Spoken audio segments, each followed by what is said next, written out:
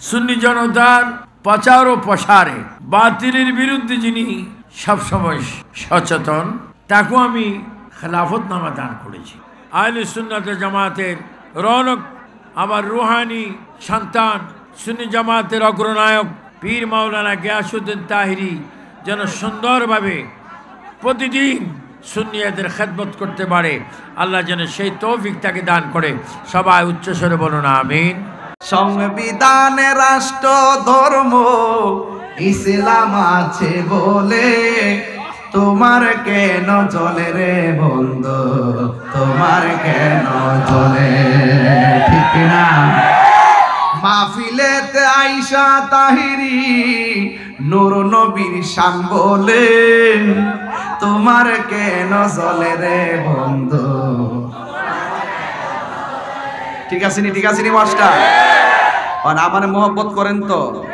যদি মহব্বত করেন ফাও দুইটা কথা কম, যদি আমার অনুমতি দেন, আমি যদি আর 10টা মিনিট ওয়াজ বাড়াই, আপনার কি কষ্ট হইব?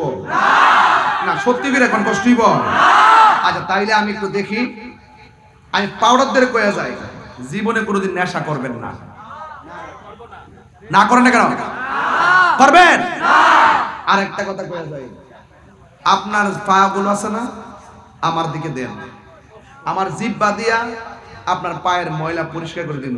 বিনিময়ে একটা দাবি আছে, জীবনে কোনোদিন মা বাপরে কষ্ট দিতে পারবেন না। সত্যি করে হাত তুলে কোন বাজান, হাত তুলে কোন, হাত তুলে কোন, আমরা কি মা বাপরে কষ্ট দিব? আচ্ছা আমার আপনার আনছেন, আমি তো দোয়া করব, এটার ভিতরে কিন্তু একটা স্বার্থ আছে। এই পৃথিবীতে যদি নিঃস্বার্থে কেউ দোয়া করে, এটা হলো মা বাবা। কথা কোন, ঠিক কিনা? নিঃস্বার্থে ভালোবাসে শুধু আমার মা, ববে যার তুলনা নাই। নিঃস্বার্থে ভালোবাসে শুধু আমার মা, ববে যার তুলনা নাই। সেই মা তোমার চলে গেলে গো, সেই মা তোমার চলে গেলে সার হইব কান্দন। এই জগতে কেউ হবে না মায়েরই মতো, এই জগতে কেউ হবে না মায়েরই মতো। এখানে একটা আমার ভাই পাইছি রে, মার পাগল। এই মাহফিলে একটা পাগল পাইছি, মার পাগল। আজকে আমি তাহিরি সব মাহফিলে এমনিতে কিন্তু 10 মিনিট ওয়াজ করি, আজকে এই পাগলটার সাথে পরিচয় করে দিব, তার মার পাগল। হ্যাঁ যুবক ভাইরা আমার, আমি বলছি নবীর মহব্বত, আল্লাহর ইবাদত, মা বাবার খেদমত, 3টা ধারায় ওয়াজ করতে যাই। আর নামাজের কথা বললাম, এখন আমি মা বাবার খেদমতের কথা বলবো। আমার নবী, আপনার নবী বলেন, রিদার রাব্বি ফি রিদাল ওয়ালিদাইন ওয়া সাখাতুর রাব্বি ফি সাখাতিল ওয়ালিদাইন। পিতামাতার সন্তুষ্টিতে আল্লাহর সন্তুষ্টি, পিতামাতার সন্তুষ্টিতে আল্লাহর সন্তুষ্টি। এই জন্য আমার নবী বলেন, আল জান্নাতু তাহতা আকদামিল উম্মাহাত। মায়ের পায়ের নিচে সন্তানের জান্নাত, কোদাল দিয়ে কাটলে জান্নাত পাওয়া যাবে না। মার খেদমতের নাম হলো জান্নাতের চাবি। এই জন্য যুবক, আল্লাহর ইবাদত হলো, আল্লাহ পাক আমাদেরকে বলেছেন, ওয়াকাদা রাব্বুকা আল্লা তা'বুদু ইল্লা ইয়্যাহু ওয়া বিল ওয়ালিদাইনি ইহসানা। আল্লাহর ইবাদতের পরে আল্লাহ রাব্বুল আলামিন বলেন, মা বাবার সঙ্গে তোমরা ভালো ব্যবহার করবা। কতদিন পর্যন্ত ব্যবহার করবেন? আল্লাহ বলেন, ইম্মা ইয়াবলুগান্না ইনদাকাল কিবার আহাদুহুমা ফালা তাকুল লাহুমা উফি ওয়া লা তানহারহুমা ওয়া কুল লাহুমা কওলান কারীমা। মা বাবা যদি বুড়া হয়ে যায়, মা বাবার সঙ্গে ভালো ব্যবহার করতে হবে। কারণ কেন?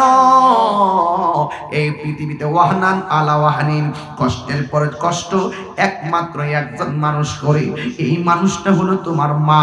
রাতের বেলা যখন মা বুঝতে পারছে তুমি মায়ের পেটে কনসেপ্ট হয়েছো, সেই দিন থেকে মা রাত্রে আরামে ঘুমাইতে পারে না, সেই দিন থেকে মা আনন্দে চলতে পারে না।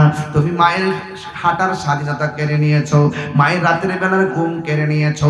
যখন 7 মাস 8 মাস হইয়া যায়, গভীর রজনীতে তুমি যখন মার পেটে লাথি মারো, মা ঘুম থেকে উইটা চোখের পানি ফালাইয়া কান্দে। তোমার বাবা বলছে কান্দো কেন? সেই দিন মা কষ্টের কথা কাউরে বলে নাই।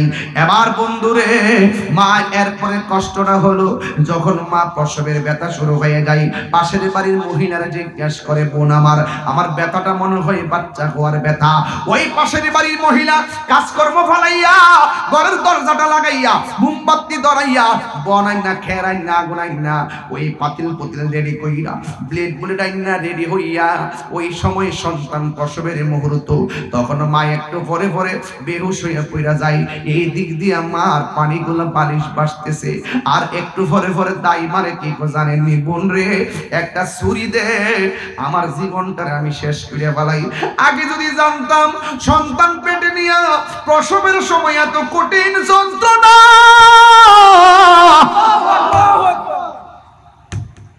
কোনদিন ওই সন্তান আমি পেটে ধারণ করতাম না। এইভাবে মা যন্ত্রণায় মৃত্যুর কথা কয়, এইভাবে মা জীবন দিয়ে আলাইতে কয়।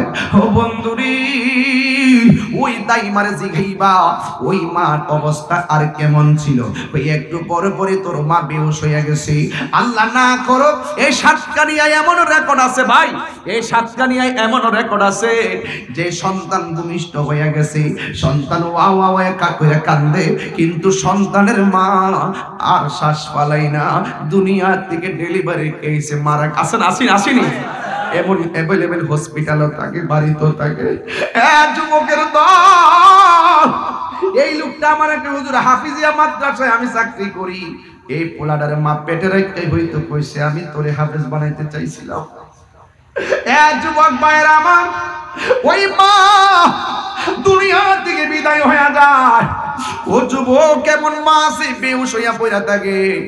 সন্তান ডেলিভারি কেসে দেখবেন ভূমিষ্ঠ হওয়ার পরে সন্তানের নাভিটাও কানে না, নাক একটা মায়ের বুকে দিয়া দেয়। সিজার করার সময় অনেকে কয় মার বলে কষ্ট হয় না।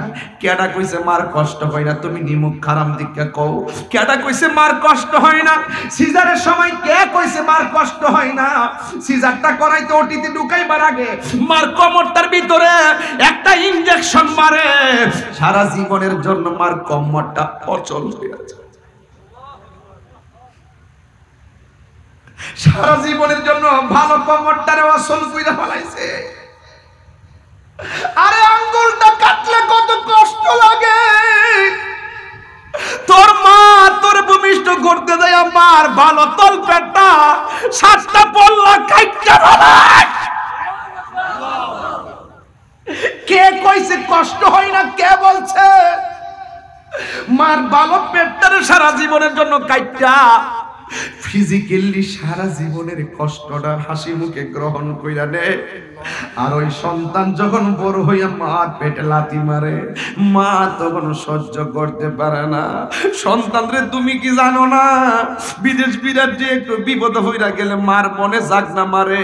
সব দুয়ার মাঝখানে পর্দা আছে, সন্তানের জন্য মায়ের দুয়ার মধ্যে কোনো পর্দা নাই, ডাইরেক্ট আল্লাহর দরবারে কবুল হয়ে যায়। যুবকের দল, তুমি দেখবা জ্বর যদি 103 উঠা যায়, মা মুখের মধ্যে মেসেজ করলেই ব্যথাটা কমা যায়। মাগো তোমার মতো লয় না কেহ আমায় কোলে টানি, আঁচল দিয়ে মুছে নাকি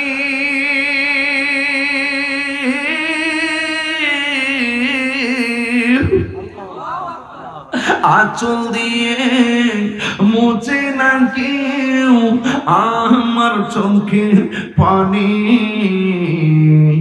হায়রে মা জননী আমার, হায়রে মা জনন বাবা গো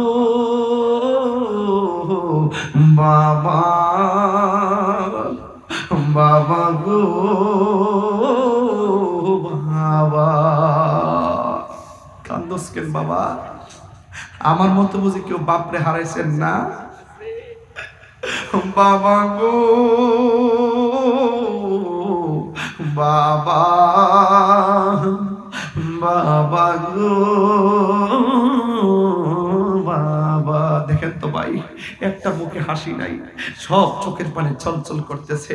আমি বিশ্বাস করি প্রত্যেকটা পোলাপান তার মারে ভালোবাসে। আজকে রাত্রে যায় মার পায়ে হাতটা ছোঁয়া দিবা। ওই মা যখন তোমার জন্য দোয়া করবে, মাদ্রাসায় পড়তে হবে না, বড় আলেম হতে পারবে না, সিনজি চালাইলেও মার দোয়ার দ্বারা তুমি ওলি আল্লাহ হয়ে যাইবা। দরজাটা খুলতে কে যায় ধুকা, বাবা বুঝি বলছে এলে নাকি খোকা। বুকের ভেতরটা নড়ে চড়ে উঠে, চোখ বেয়ে জল নেমে আসে। শুধু বাবা নেই, শুধু মানে